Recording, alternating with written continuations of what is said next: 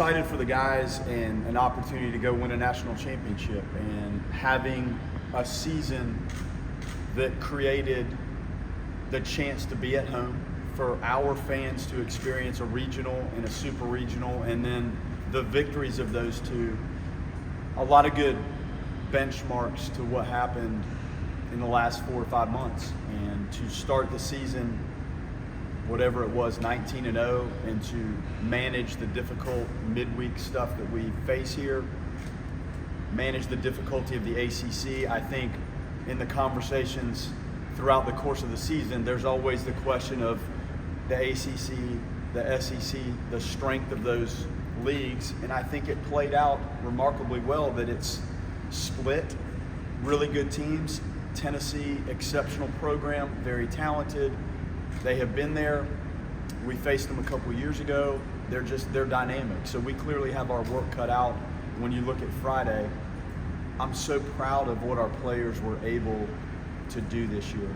I am thankful for our fans, for the animals, the atmosphere that was created here, the sincerity of engagement to pitch by pitch, involvement in our games is what separates this program. And I wish everybody that was here for the last 2 weekends could go with us to Omaha and experience this.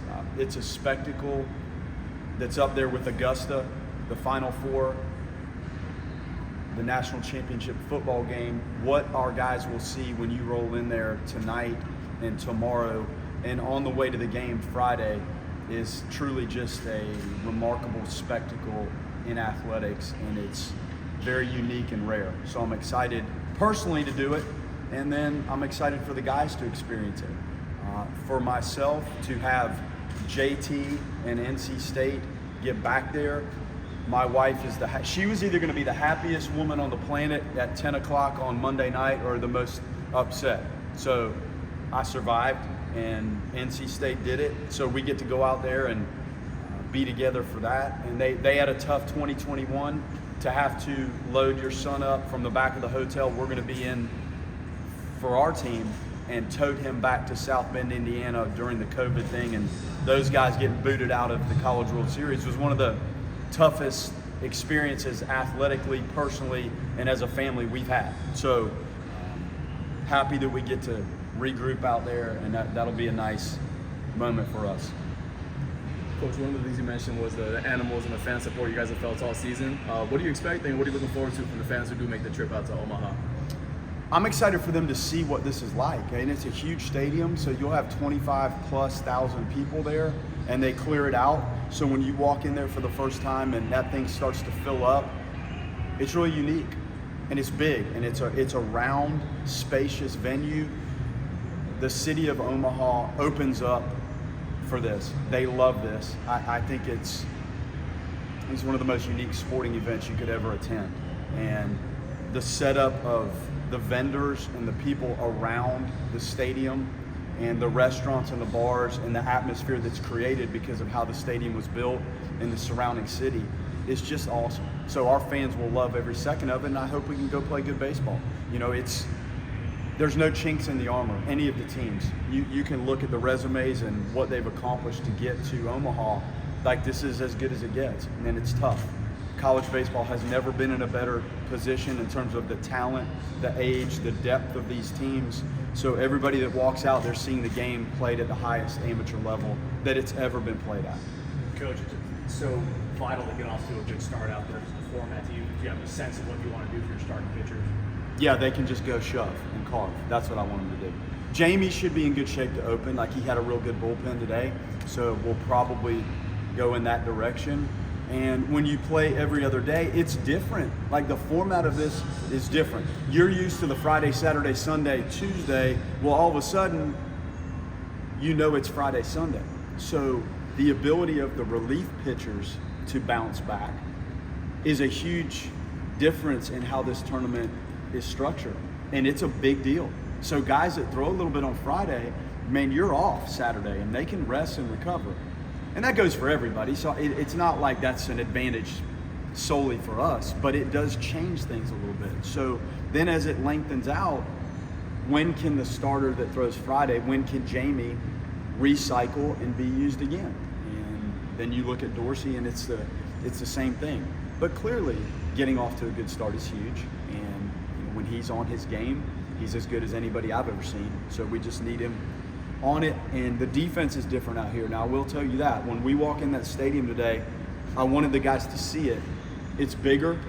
It's the wind changes things. There's days you can't hit a ball out of there from second base. There's other days when it's blowing straight out that balls do go out. But any way you slice it, the dimensions force the outfielders to run a lot of balls down. And when the wind is keeping the ball in the park, then it creates a little bit more for the outfielders because those balls that are really hit probably stay in. So we have to acclimate to that, and those three guys have to understand the dimensions and the wind and how that facility plays. It's different than most college venues, and I think the scoring in some of the regionals and super regionals at some of the college stadiums, the ball flies out of a lot of these places, and they're not big. So when you get out there, sometimes the games are a little bit different. What are some things you can do to help the players who haven't been all that expected part of it? Well, I did something I've never really done. I sat in the legacy room yesterday and we drew up a Wednesday, Thursday, Friday itinerary, which they usually have on the Teamworks program.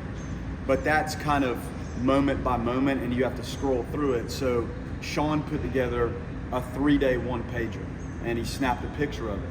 So we sat those guys down before practice and I said, all right, here's what you're gonna do. Got your phones are out. I said, you copy that and you send it to your parents right now. So here's the itinerary of what's going on, okay? And then we talked about the ticketing policy because I think each athlete gets 6 tickets. So it's coming at you in a lot of different directions that you don't experience when you're just playing a normal Friday game here. So I tried to get ahead of the external stuff that they're gonna face so they can channel it a little bit more because I don't want them to have to deal with a lot of questions and a lot of turbulence Thursday and Friday leading up to the game. I want to try to take care of that now and tomorrow morning, and then you start to feel more comfortable with the preparation for Tennessee. So we've done that. I always try to set aside 20 minutes so when we land, we're going to go right to the stadium and everybody can walk in there, and I think that takes the edge off. The practice Thursday is wild. There's just so many people on the field and you get 50 minutes to practice. So you're out there and you stretch and it's over. And there's so many questions and microphones and cameras and things going on around you that Thursday becomes a blur. So going in there today just to take a look and sense the dimensions and what the dugouts and the bullpens are like, I think that has really helped. And there are other things that you have to deal with your team photos and the press conferences and ESPN trying to do stories on the team. So Thursday becomes lengthy, so I'm trying to prepare them for that. And then hopefully Friday becomes more normal. About a year ago, you got commitments from a number of transfers who their vision was to help you in the program, but also get to Omaha. Now they're going to get to realize that. Just the commitment they made, again, about a year ago to you all, and now they get to enjoy this. This is how you draw it up. And you have to get the right people in the program. The transfer stuff, there's 4,300 players, I think, in the portal right now. And we're clearly in play for a lot of those guys that would have interest in coming to Florida State. It doesn't mean you can take everybody that has interest. You can't take every good player. You have to try to get the right guys. And we did that. And had we been completely healthy all year, I think you might even have a different feel going into this. But I bet if you ask the other 7 coaches, they're probably not healthy either. So you have to create enough depth to cover yourself. And getting some local guys and some area guys back involved in this, I think the pride they have in trying to get on this bus, to get on the plane, to land in Omaha, I think it goes a long way. So I'm proud of what we were able to do to try to get it right. And we're facing the same thing right now.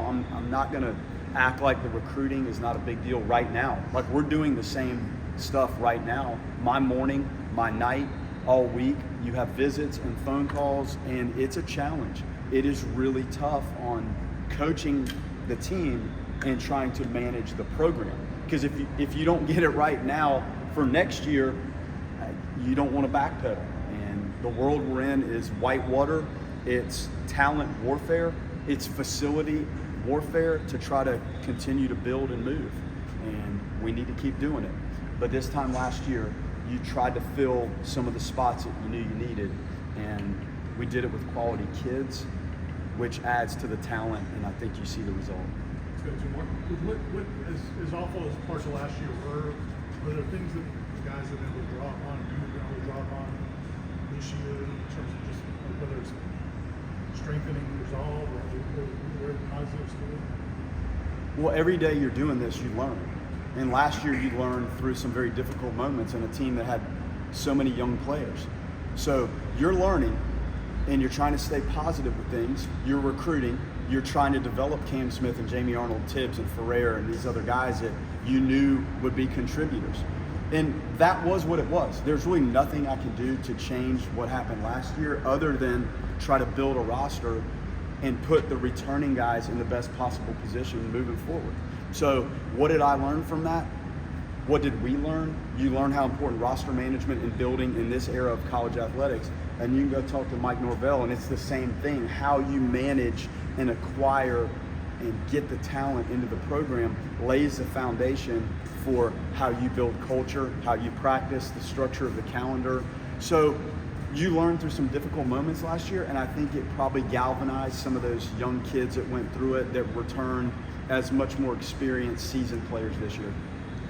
Coach, thoughts about with Marco and the journey that he's come from being from TCC to here now. Just thoughts about his growth and everything that he's overcome. Resilient, dynamic. What he went through medically was over the top. And he's fortunate that he was able to recover and the body recovered and he regained his form. And he's just a dynamic, fun kid. He's fun to have around, and it's a dynamic bat. It's a dynamic personality. He's a great kid. So this has been really fun personally to watch him evolve and grow. I think he's positioned himself really well for the next level of baseball and what's looming when we get to the draft in a month. So he's awesome. And he's a functional catcher. He did so well DHing, and we clearly have other capable catchers that we kind of just let that go. But I'm so proud of what he overcame and what he's done and the foundation he's laid himself here that's going to help him when the draft rolls around in a month.